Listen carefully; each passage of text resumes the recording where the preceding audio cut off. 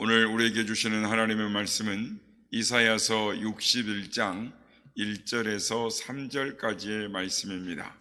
이사야서 61장 1절에서 3절까지의 말씀을 교독하시고 마지막 절은 함께 합독하시도록 하겠습니다. 주 여호와의 영이 내게 내리셨으니 이는 여호와께서 내게 기름을 부으사 가난한 자에게 아름다운 소식을 전하게 하려 하심이라.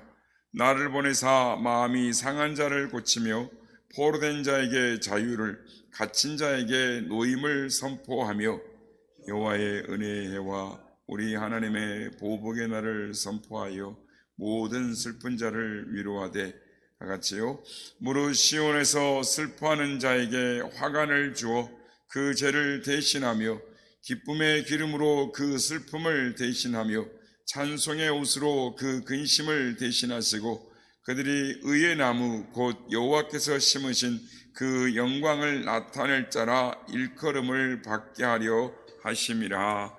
아멘. 할렐루야. 오늘도 우리 예배 가운데 함께 하신 주님을 찬양합니다. 그리고 새벽을 깨워 기도의 향유로 나오신 모든 성도님들께 하나님의 은혜와 평강이 함께 하시기를 기원드립니다. 성경에는 메시아, 즉 예수님에 대한 예언이 많이 있습니다. 오늘 본문도 이 메시아에 대한 예언입니다. 오늘 본문 1절에서 2절 말씀 보면 주 여호와의 영이 내게 내리셨으니 이는 여호와께서 내게 기름을 부으사 가난한 자에게 아름다운 소식을 전하게 하려 하십니다. 나를 보내사 마음이 상한 자를 고치며 포로된 자에게 자유를, 갇힌 자에게 노임을 선포하며 여호와의 은혜의 해와 우리 하나님의 보복의 날을 선포하며 모든 슬픈 자를 위로하되라고 말씀을 합니다. 이 1절, 2절 말씀을 누가복음 4장에 보면은 예수님이 나사렛 회당에 들어가셔서 이사야 61장 1절, 2절 말씀을 읽으시고는 이 말이 오늘날 너희 귀에 응하였느니라 라고 말씀을 하십니다. 즉 예수님 자신이 이 선지자가 예언한 그 메시아이고 그 예언대로 이제 메시아의 사역을 시작하신다라고 말씀을 하셨던 것입니다. 그리고 이 예수님이 자신이 메시아임을 이 오늘 본문 성경 말씀을 들어서 선포하셨던 것입니다. 그런데 여러분, 왜 예수님께서 자신이 메시아임을, 또 메시아의 사역을 시작하심을 그 많은 성경 구절 가운데, 메시아를 설명하는, 예언하는 성경 구절 가운데 이 오늘 본문의 말씀을 가지고 자신의 메시아임을 선포하고 사역의 시작함을 말씀하셨을까요? 성경에는 많은 메시아에 대한 예언이 있지만 그 중에서도 메시아에 대한 이 가장 분명한 예언, 그 분명한 예언이 오늘 본문 말씀이다라는 것을 우리는 알 수 있게 되는 것입니다. 오늘 본문 1절 3절 말씀은 메시아가 가진 권위는 어디서 오는 것인지, 그리고 메시아이신 예수님께서는 이런 권위를 가지고 어떤 일을 하실 것인지를 말씀을 하고 있습니다. 첫째, 오늘 보면 1절 말씀 상반절에 보면 이런 내용이 있습니다. 주 여호와 영이 내게 내리셨으니 이는 여호와께서 내게 기름을 부으사라고 말씀합니다.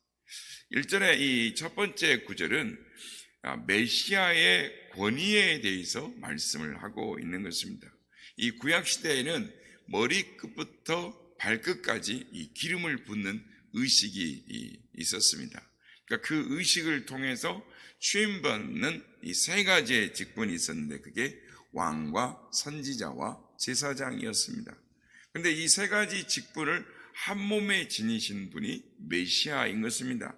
메시아는 자기 백성을 다스리는 왕이시기도 하시고 동시에 자기 백성을 가르치시는 선지자이기도 하시며 또한 동시에 자기 백성의 죄의 문제를 해결하는 제사장이기도 했던 것입니다. 예수님은 그 세 가지의 직분을 하나님으로부터 받았는데 바로 여호와의 메시아에게 기름을 하나님이 부으신다는 거죠. 그렇습니다.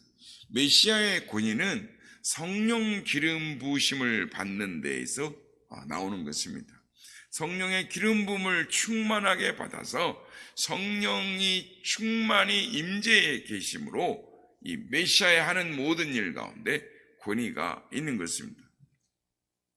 어떤 목사님이 어린 학생 시절에 가난한 판자촌에서 사셨는데 거기에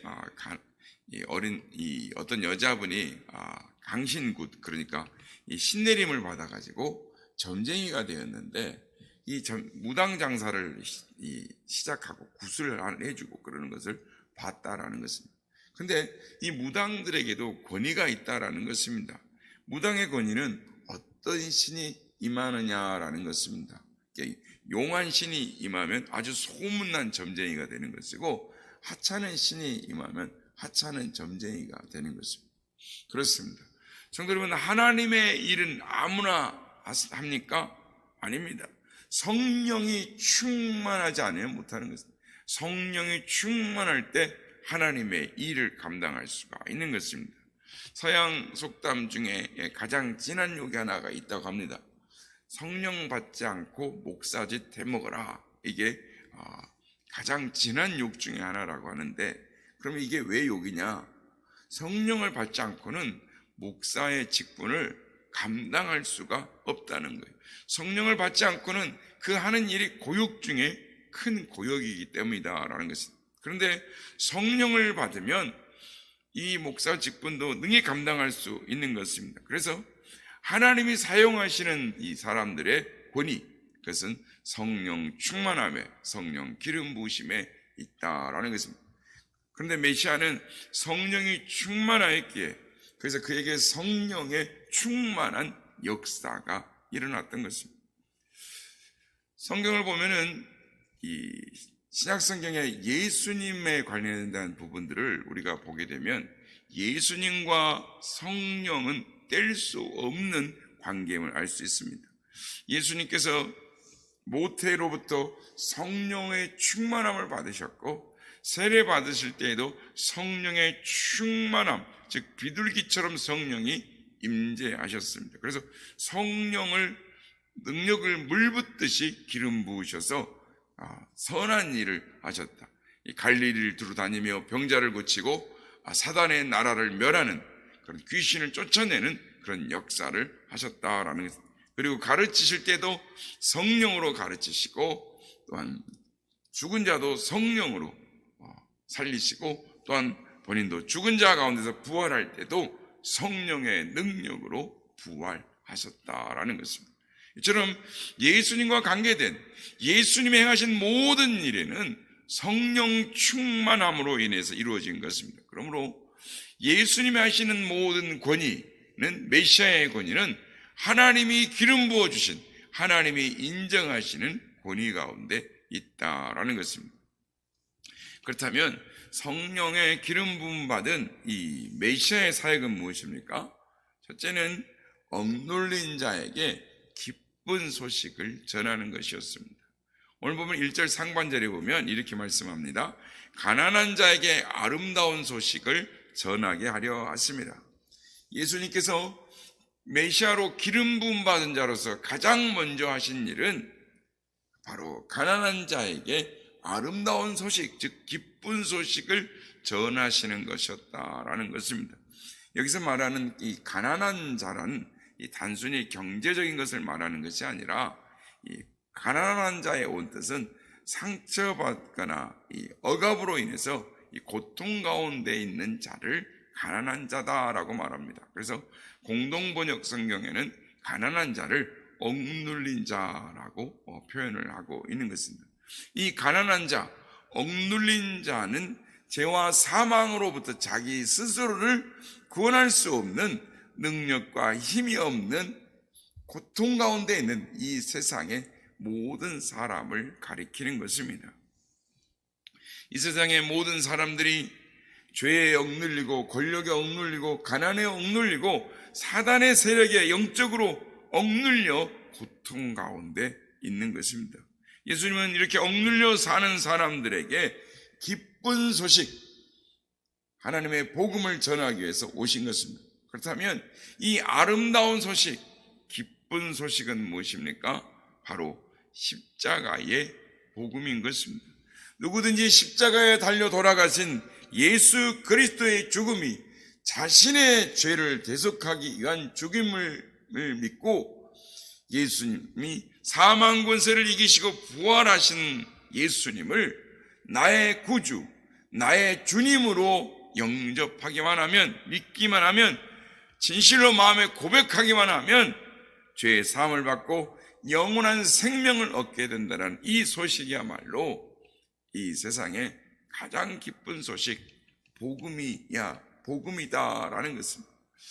둘째로 메시아가 오셔서 하시는 사역은 상한 마음을 치유하시는 것입니다.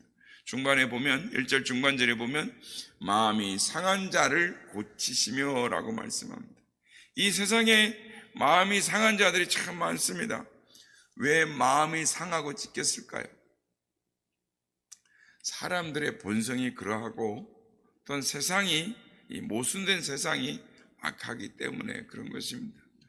여러분, 이 세상을 보면 어떤 이 불행한 사건이나 큰 충격으로 이 사람이 망가지고 마음이 망가진 것을 우리는 많이 보게 됩니다. 이 자신이 겪은 불행한 사고로 인해서 평생 우울증을 겪거나 일종의 두려움 가운데, 고통 가운데 갇혀 사는 사람들이 참으로 많습니다. 예전에 한번 유튜브로 이 세월호 사건을 본 적이 있습니다. 이 자녀를 잃은 엄마가 나와서, 그때 이제 박근혜 대통령 때인데, 박근혜 대통령을 많은 욕을 하는데 그년 하면서 막 욕을 합니다.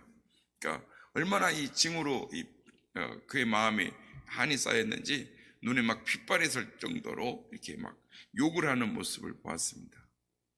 그 사람의 마음이 바로 상하고 찢겨진 마음인 것입니다.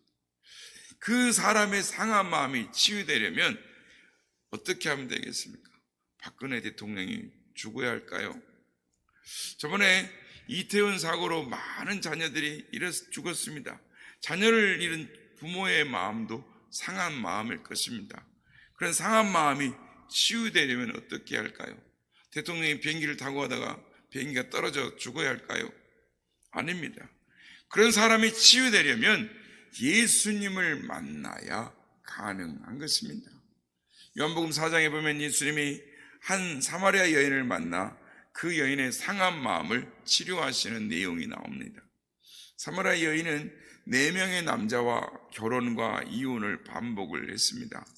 이제는 5번째 남자를 만나 동거하고 있지만 법적으로는 남편이 아닙니다. 남자를 몇 번이나 바꾸어 보았지만 상한 마음이 더했으면 더했지 치유되지를 않았습니다. 동네 사람들이 이 사마리아 여인을 보고 수군거립니다. 수군덕거리고 흉을 봅니다. 그래서 그 여자는 사람들이 많이 모이는 시간에는 가지 못하고 가장 무더운 시간에 사람들이 오지 않는 그 뜨거운 때약볕을 맞으며 우물을 기르러 갔다가 예수님을 만났던 것입니다. 예수님이 그 여인을 만나려고, 그 여인을 치유해 주시려고 일부러 그 시간에 그 우물가에를 찾았던 것입니다. 이 사마리아 여인이 예수님을 만나 예수님과 대화하며 그녀의 상한 마음이 치유가 되었습니다. 그녀의 마음이 치유되자 동네 사람들을 만나기를 꺼려하고 가장 무더운 시간에 우물가를 찾았던 이 여인이 이제는 온 동네를 돌아다니면서 사람을 만나는 사람으로 변화되었습니다. 그녀는 사마리아 동네를 돌아다니면서 예수 그리스도가 메시아다라고 복음을 전하는 복음 전도자가 되었던 것입니다. 그렇습니다. 이렇게 마음이 상하고 찢긴 인생은 예수님을 만나야 치유되는 것입니다. 사마리아 여인뿐만 아니라 성경에 나오는 세리장 삭개오, 나인성 과부, 실로암의 맹인, 바리새인 니고데모 등 수많은 사람들이 예수님을 만났을 때 그들의 상하고 찢긴 마음들이 치유되고 회복되었던 것입니다. 그러므로 오늘날 우리의 상한 마음, 상처나고 찢겨진 심령은 예수님을 만나야 치유되고 회복되는 것입니다. 그러므로 이 자리에 있는 우리 모두가 예수님을 만나기를 원합니다. 예수님을 만남으로 말미암아 상한 마음이 치유되고 회복되는 은혜가 임하시기를 예수님의 이름으로 축복합니다. 근데 여러분, 열 의사가 아무리 탁월한 명이라 할지라도 환자가 병을 치유하고자 하는 의지가 없으면 그 사람의 병을 고쳐줄 수가 없는 것입니다. 그 사람이 수술뒤에 올라가지 않으면 백약이 무효요. 아무리 용한 의사가 와도 소용이 없는 것입니다.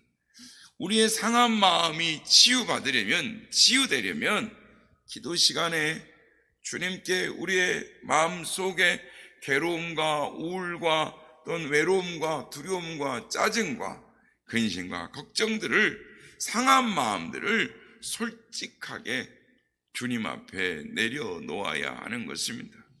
바라기는 오늘 이 아침에 주님이 오늘도 우리 가운데 오셔서 우리의 상하고 찢겨진 마음들을 치유하시고 회복시키시려고 하십니다.